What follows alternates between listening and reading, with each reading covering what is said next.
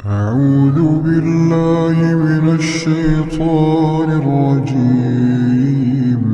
يا عبادي الذين آمنوا إن أرضي واسعة فإياي فاعبدون. كل نفس ذائقة الموت. كل نفس ذائقة الموت ثم إلينا ترجعون. شروع اللہ کا نام لے کر جو بڑا مہربان نہایت رحم والا ہے۔ In the name of Allah, most merciful and most gracious.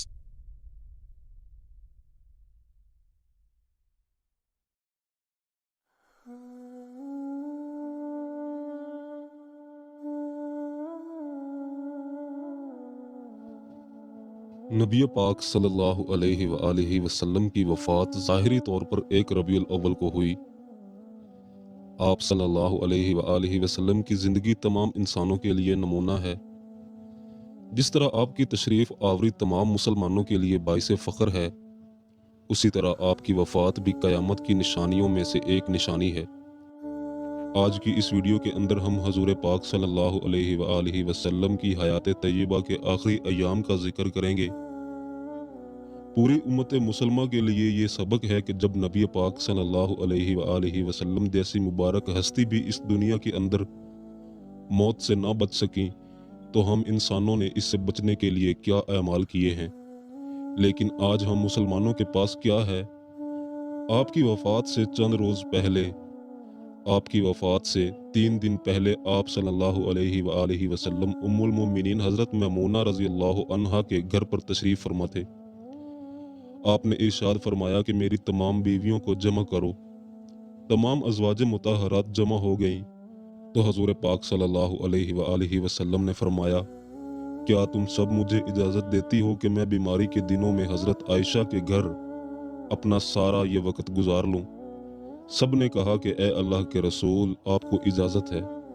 اس کے بعد آپ نے اٹھنا چاہا مگر اٹھ نہیں پائے تو حضرت علی بن ابی طالب اور حضرت فضل بن عباس آگے بڑھے اور نبی پاک صلی اللہ علیہ وآلہ وسلم کو سہارے سے اٹھا کر حضرت میمونہ رضی اللہ عنہا کے حجرے سے سیدہ عائشہ رضی اللہ عنہا کے حجرے کی طرف لے کر جانے لگے۔ اس وقت تمام صحابہ کرام نے حضور صلی اللہ علیہ وآلہ وسلم کو اس بیماری اور کمزوری کی حالت میں پہلی مرتبہ دیکھا تو گھبرا کر ایک دوسرے سے پوچھنے لگے کہ رسول اللہ صلی اللہ علیہ وآلہ وسلم کو کیا ہوا؟ چنانچہ صحابہ کرام مسجد کے اندر جمع ہونا شروع ہو گئے اور مسجد شریف کے اندر ایک بہت بڑا رش لگ گیا۔ آپ صلی اللہ علیہ وآلہ وسلم کا پسینہ مبارک شدت سے بہہ رہا تھا اور حضرت عائشہ فرماتی ہیں کہ میں نے اپنی پوری زندگی کے اندر کسی پہ اتنا پسینہ بہتا ہوا نہیں دیکھا، اور فرماتی ہیں کہ میں رسول اللہ صلی اللہ علیہ وآلہ وسلم کے ہاتھ مبارک کو پکڑتی اور اسی کو آپ کے چہرہ انور پر پھیرتی، کیونکہ نبی پاک صلی اللہ علیہ وآلہ وسلم کا ہاتھ میرے ہاتھ سے کئی گنا زیادہ محترم اور پاکیزہ تھا۔ آپ فرماتی ہیں کہ اس وقت مجھے نبی پاک صلی اللہ علیہ وآلہ وسلم کے منہ سے صرف یہی الفاظ سنائی دے رہے تھے، لا الہ الا اللہ، بے شک موت کی بھی اپنی سختیاں ہیں۔ اب ذرا سوچ کر دیکھیں کہ اللہ کے پیارے نبی صلی اللہ علیہ وآلہ وسلم جن کے لیے پوری کائنات بنائی گئی، پوری کائنات کے اندر اللہ کے سب سے محبوب اور پسندیدہ شخصیت یہ فرما رہے ہیں کہ موت کی بھی اپنی سختیاں ہیں۔ آج ذرا اپنا احتساب کر کے دیکھیں کہ موت کے وقت ہمارا کیا حال ہوگا۔ اسی دوران مسجد کے اندر حضور پاک صلی اللہ علیہ وآلہ وسلم کے بارے میں خوف کی وجہ سے شور بڑھنے لگا۔ جب نبی پاک صلی اللہ علیہ وآلہ وسلم نے یہ آوازیں سنی تو فرمایا، یہ کیسی آوازیں ہیں؟ عرض کیا گیا کہ اے اللہ کے رسول، لوگ آپ کی وجہ سے خوف زدہ ہیں۔ آپ نے ارشاد فرمایا کہ مجھے ان کے پاس لے چلو۔ پھر اٹھنے کا ارادہ فرمایا مگر اٹھ نہیں سکے تو آپ صلی اللہ علیہ وآلہ وسلم پر 60 مشکیزیں پانی کے بہائے گئے۔ تب کہیں جا کر آپ کو افاقہ ہوا اور آپ ممبر پر تشریف لائے۔ یہ رسول اللہ صلی اللہ علیہ وآلہ وسلم کا آخری خطبہ تھا، اور آپ صلی اللہ علیہ وآلہ وسلم کے آخری کلمات یہ تھے کہ اے لوگو، شاید تمہیں میری موت کا خوف ہے۔ سب نے کہا کہ جی ہاں اے اللہ کے رسول۔ آپ صلی اللہ علیہ وآلہ وسلم نے ارشاد فرمایا کہ اے لوگو، تم سے میری ملاقات کی جگہ دنیا نہیں ہے، بلکہ تم سے میری ملاقات کی جگہ حوض کوثر ہے۔ خدا کی قسم کہ گویا میں یہیں سے حوض کوثر کو دیکھ رہا ہوں۔ اے لوگو، مجھے تم پر تنگ دستی کا خوف نہیں، بلکہ مجھے تم پر دنیا کی فراوانی کا خوف ہے کہ تم اس کے معاملے میں ایک دوسرے سے مقابلے میں نہ لگ جاؤ، جیسا کہ تم سے پہلے والی امتوں کے لوگ لگ گئے، اور یہ دنیا تمہیں بھی ہلاک کر دے جیسا کہ انہیں ہلاک کر دیا۔ پھر ارشاد فرمایا کہ اے لوگوں، نماز کے معاملے میں اللہ سے ڈرو، اللہ سے ڈرو، نماز کے معاملے میں اللہ سے ڈرو، اللہ سے ڈرو، یعنی عہد کرو کہ نماز کی پابندی کرو گے، اور یہی بات بار بار دہراتے رہے۔ پھر فرمایا کہ اے لوگوں، عورتوں کے معاملے میں اللہ سے ڈرو، عورتوں کے معاملے میں اللہ سے ڈرو، میں تمہیں عورتوں سے نیک سلوک کرنے کی وصیت کرتا ہوں۔ مزید فرمایا کہ اے لوگوں، ایک بندے کو اللہ نے اختیار دیا کہ دنیا کو چن لے یا اسے چن لے جو اللہ کے پاس ہے، تو اس نے اسے پسند کیا جو اللہ کے پاس ہے۔ آپ صلی اللہ علیہ وآلہ وسلم کے اس جملے کا مقصد کوئی نہ سمجھ سکا، جبکہ اس جملے سے مراد آپ کی خود کی ذات تھی۔ حضرت ابو بکر صدیق رضی اللہ عنہ وہ تنہا شخص تھے جو اس جملے کو سمجھے اور زاروں کی طرح رونے لگے، اور بلند آواز سے گریہ کرتے ہوئے اٹھ کھڑے ہوئے، اور نبی پاک صلی اللہ علیہ وآلہ وسلم کی بات کو قطع کر کے پکارنے لگے، ہمارے باپ دادا آپ پر قربان، ہماری مائیں آپ پر قربان، ہمارے بچے آپ پر قربان، ہماری مال و دولت آپ پر قربان۔ آپ رضی اللہ عنہ روتے جاتے اور بار بار یہی الفاظ کہتے جاتے۔ صحابہ کرام ناگواری سے حضرت ابو بکر صدیق کی طرف دیکھنے لگے کہ انہوں نے نبی پاک صلی اللہ علیہ وآلہ وسلم کی بات کو کیسے کاٹ دیا۔ اس پر نبی پاک صلی اللہ علیہ وآلہ وسلم نے حضرت ابو بکر کا دفاع ان الفاظ سے کیا، اے لوگو، ابو بکر کو چھوڑ دو کہ تم میں سے کوئی ایسا نہیں جس نے میرے ساتھ بھلائی کی ہو اور اس کا بدلہ میں نے اسے نہ دیا ہو، سوائے ابو بکر کے کہ میں اس کا بدلہ نہیں دے سکا، بلکہ اس کا بدلہ میں نے اللہ پر چھوڑ دیا ہے۔ مسجد میں کھلنے والے تمام دروازے بند کر دیے جائیں سوائے ابو بکر کے دروازے کے، جو کبھی بند نہیں ہوگا۔ آخر میں اپنی وفات سے پہلے مسلمانوں کے لیے آپ کے آخری الفاظ دعا کے طور پر یہ تھے، اللہ تمہیں ٹھکانہ دے، تمہاری حفاظت کرے، تمہاری مدد کرے اور تمہاری تائید کرے۔ اور آخری بات جو ممبر سے اترنے سے پہلے اپنی امت کو مخاطب کر کے ارشاد فرمائی وہ یہ کہ اے لوگوں، قیامت تک ہر آنے والے میرے امتی کو میرا سلام پہنچا دینا۔ اس کے بعد آپ صلی اللہ علیہ وآلہ وسلم کو دوبارہ سہارے کے ساتھ اٹھا کر گھر لے جایا گیا۔ اسی دوران حضرت عبد الرحمن بن ابی بکر رضی اللہ عنہ آپ کی خدمت کے اندر حاضر ہوئے، اور ان کے پاس مسواک تھی۔ نبی پاک صلی اللہ علیہ وآلہ وسلم مسواک کو دیکھنے لگے، لیکن مرض کی شدت کی وجہ سے اسے طلب نہ کر پائے، لہٰذا حضرت عائشہ رضی اللہ عنہا حضور پاک صلی اللہ علیہ وآلہ وسلم کے دیکھنے سے سمجھ گئیں، اور انہوں نے حضرت عبد الرحمن سے مسواک لے کر حضور نبی کریم صلی اللہ علیہ وآلہ وسلم کے دندان مبارک میں رکھ دی، لیکن آپ اسے استعمال نہ کر پائے۔ تو سیدہ عائشہ رضی اللہ عنہا نے حضور صلی اللہ علیہ وآلہ وسلم سے مسواک لے کر اپنے منہ سے نرم کی، اور پھر آپ صلی اللہ علیہ وآلہ وسلم کو لوٹا دی تاکہ دانت مبارک سے اسے تر کرتے رہیں۔ حضرت عائشہ فرماتی ہیں کہ آخری چیز جو نبی پاک صلی اللہ علیہ وآلہ وسلم کے پیٹ میں گئی وہ میرا لعاب تھا، اور یہ اللہ تعالیٰ کا مجھ پر بڑا ہی فضل ہے کہ اس نے میرا اور نبی پاک صلی اللہ علیہ وآلہ وسلم کا لعاب دہن ایک کر دیا۔ ام المومنین حضرت عائشہ رضی اللہ عنہا مزید فرماتی ہیں کہ نبی کریم صلی اللہ علیہ وآلہ وسلم کے جگر کا ٹکڑا سیدہ فاطمہ الزہرا تشریف لائیں اور آتے ہی رونے لگیں۔ آپ صلی اللہ علیہ وآلہ وسلم ان کے استقبال کے لیے اٹھ نہ سکے، کیونکہ نبی پاک صلی اللہ علیہ وآلہ وسلم کا یہ معمول تھا کہ جب بھی حضرت فاطمہ تشریف لاتی آپ کھڑے ہو کر ان کے ماتھے پر بوسہ دیتے تھے۔ حضور پاک صلی اللہ علیہ وآلہ وسلم نے فرمایا کہ اے فاطمہ قریب آ جاؤ۔ پھر آپ نے ان کے کان میں کوئی بات کہی تو حضرت فاطمہ اور زیادہ رونے لگیں۔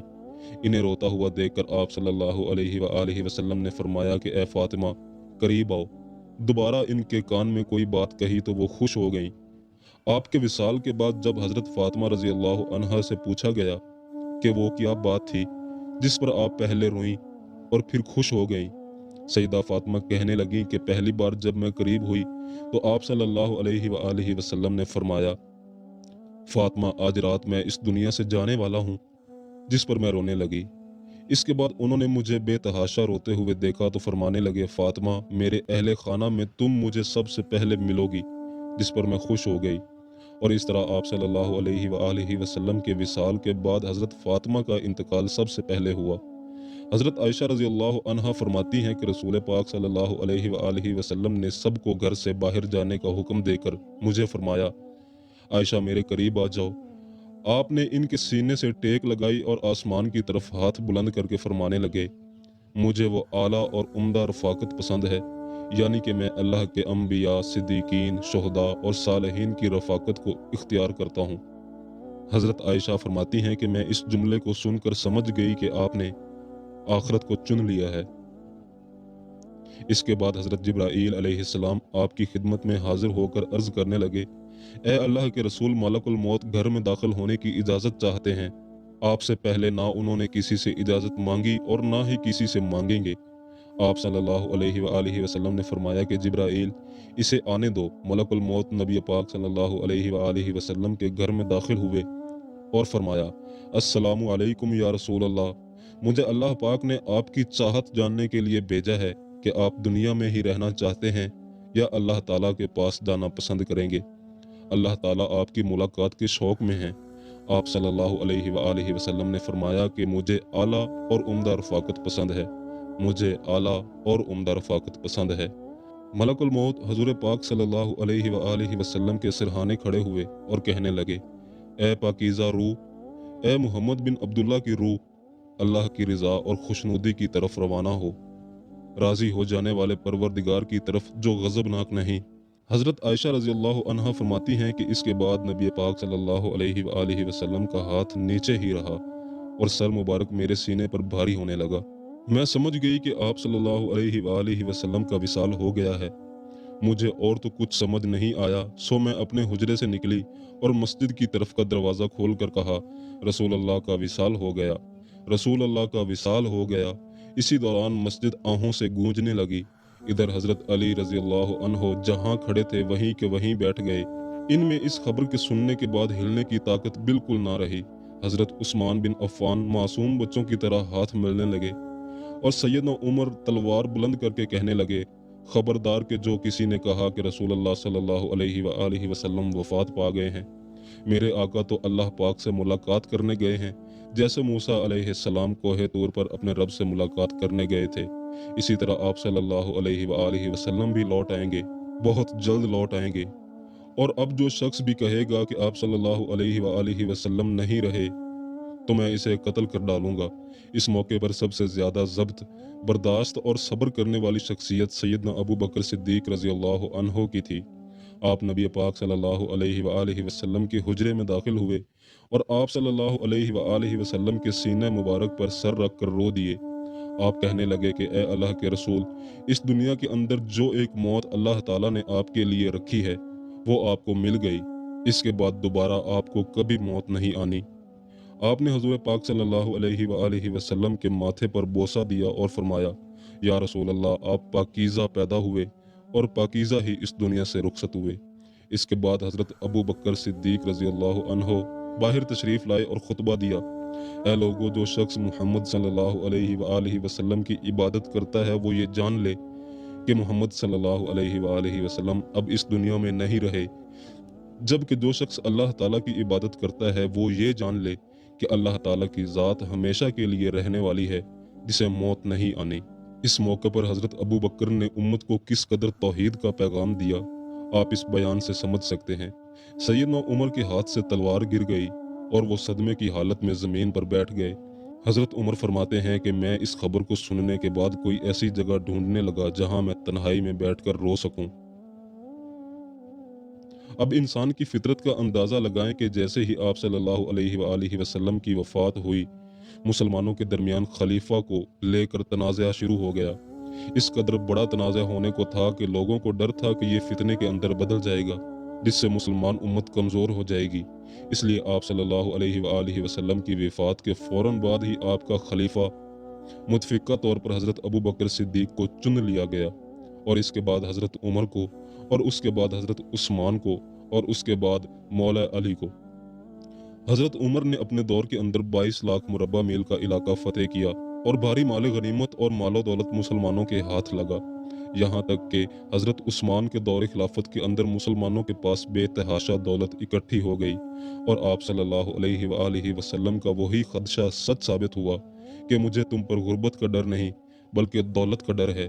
जैसे इस दौलत ने इससे पहले कौमों को तबाह किया, मुझे डर है कि ये वैसे ही तुम्हारे साथ न कर दे। और इसी मालो दौलत और ताकत के हसूल के लिए मुसलमान उस दौर से गुमराह होना शुरू हुई, और आज तक इनके अंदर फिरके बनते चले आ रहे हैं। अरब के वो लोग जिनके जिस्म पर पहनने के लिए ठीक से कपड़े भी नहीं थे, आज एक दूसरे के मुकाबले में आलीशान इमारतें बनाई जा रही हैं।